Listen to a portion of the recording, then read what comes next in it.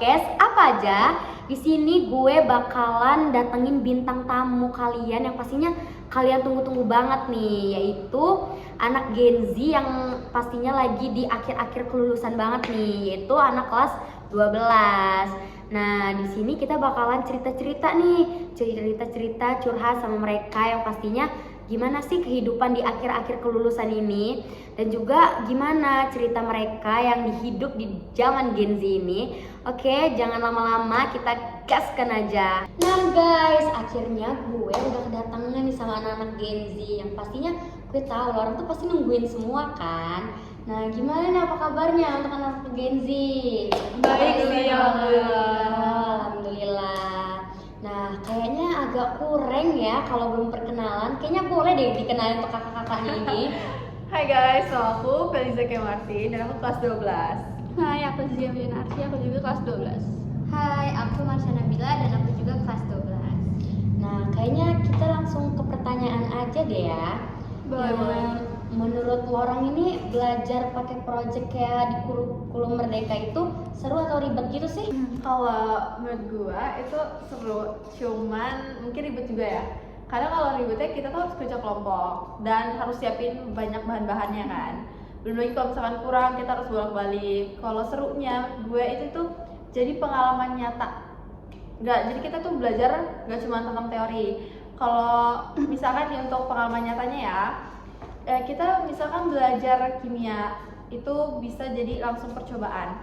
Terus kalau misalkan kita belajar ekonomi, kita simulasinya tuh jualan di sekolah kayak bazar ya kan. Iya, benar.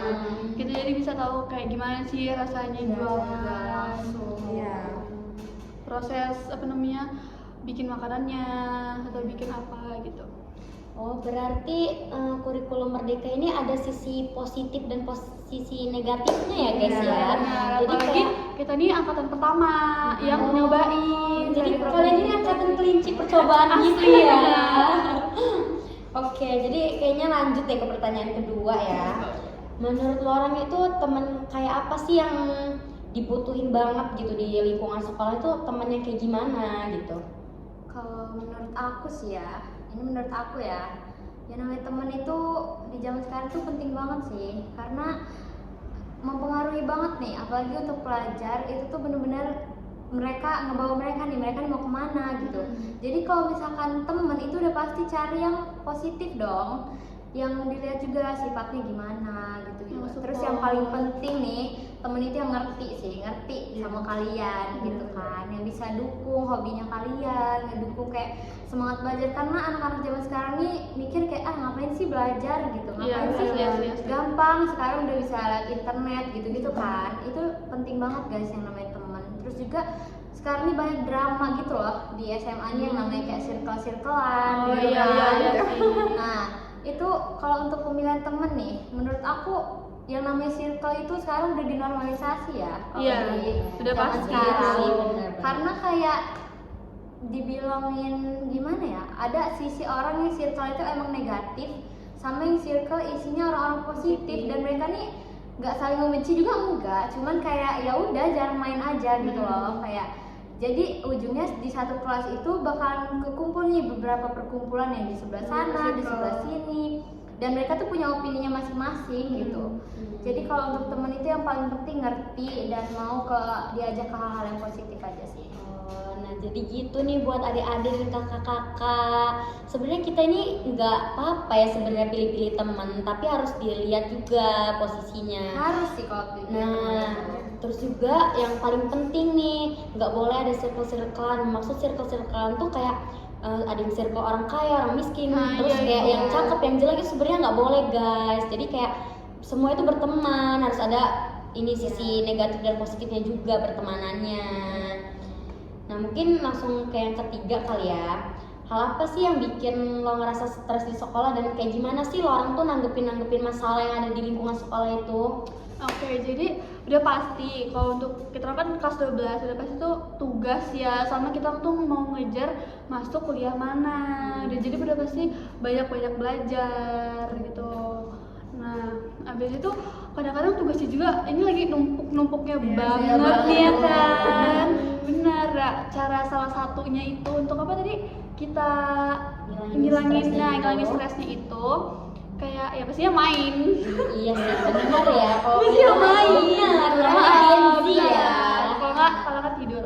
Iya Main, sih, tidur, benar. makan. Iya, benar. Itu Gen Z ngilangin banget iya, itu nih. ngilangin stres banget udah pasti. Ya atau istirahat. juga karena Nah, jadi kalau menurut gue dari jawaban lo tadi tuh menurut gue kayak kalian itu harus pintar-pintar nyari waktu Iya. dan pintar-pintar juga buat jadwal. Kayak misalnya Lorang hari ini mau kesini siangnya, terus kayak malamnya Lorang harus belajar buat les segala macam. Iya, Pasti harus di sini pada balance les ya. kan. Nah, apalagi kayak misalnya kayak tugas-tugas di les itu banyak juga. Iya. Apalagi kayak Lorang ini kan kelas 12 ya. Berapa sih jumlah pelajarannya? 12 ya? Iya. Nah, Enggak dong. Iya. Iya. Enggak dong. 12 kan? Minat itu permintaan Oh, ada minat bakat gitu ya. soalnya udah nggak ada IPA IPS lagi. Iya, Oh, orang gitu. ini angkatan gak ada BPS Iya, ya? bener-bener ada percobaan. Terus kan Iya. semua orang udah ada TKA, udah tahu belum? Iya, nah apalagi TKA itu Iya. harus persiapin TKA. Banyak yang harus persiapin. Nah, bener. jadi kamu orang itu bener-bener harus bisa nyesuaiin waktu ya. Iya, Mana waktu bener untuk banget. main, mana waktu untuk belajar, mana untuk waktu Les. sekolah, untuk les gitu kan. main. Nah, apalagi kalian ini yang bakalan jadi kelinci percobaan TKA nih yang pastinya. Bener banget lagi, Nah, bener. kalau gue denger sih katanya TKA juga itu nggak mematokkan untuk kalian lulus apa enggak, tapi untuk kalian ini ke jenjang selanjutnya. Nah, jadi menurut gue bener-bener kalian tuh harus ngewaktuin jadwalnya itu bener-bener harus tepat banget.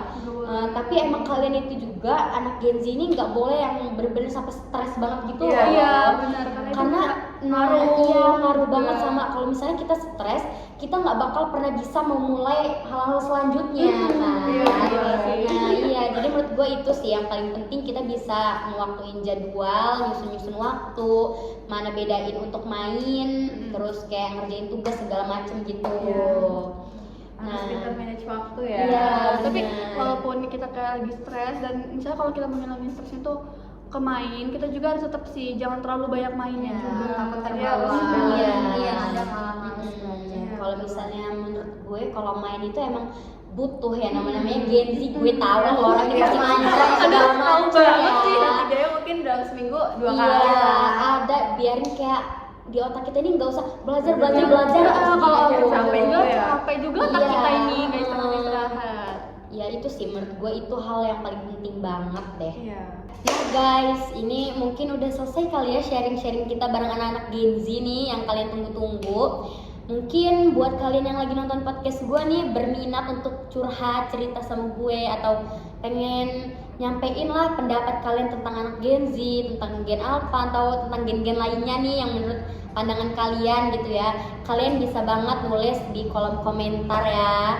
Oke, segitu aja dari gue, dari podcast gue. Dah.